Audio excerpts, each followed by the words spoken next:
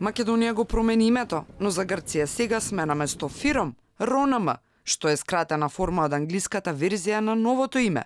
Ако Македонија пречеше, зошто кога е северна, не стои целото име, кое го содржи зборот, што Атина кога станува збор за нас, речи се никогаш не го употребува.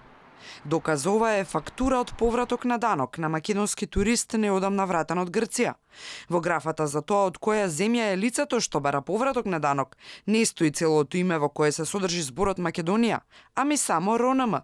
По Преспанскиот договор, практично добивме само нова кратеница од јужниот сосед, додека пак имињата на знаците за Македонија во Грција остануваат Скопје. Останува исто и името на Солунскиот аеродром.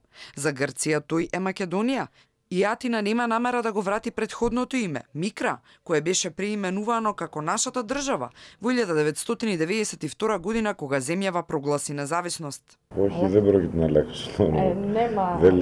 Нема санса да се промени името на аеродромот во Солун. И додека ексклузивитетот да го нарекува аеродромот Македонија го има Грција, земјава собствениот го прекрсти од Александар Македонски во меѓународен аеродром Скопје. Придавката Македонски беше избришана од над 160 институции и предпријатија, речи си буквално од секаде, а уште пред подпишувањето на Преспанскиот, автопатот од Александар Македонски стана пријателство. Сето ова во хронологија со политичката криза што финишираше со Преспанскиот договор има единствена цел – национално обезличување, сметаат дел од познавачите.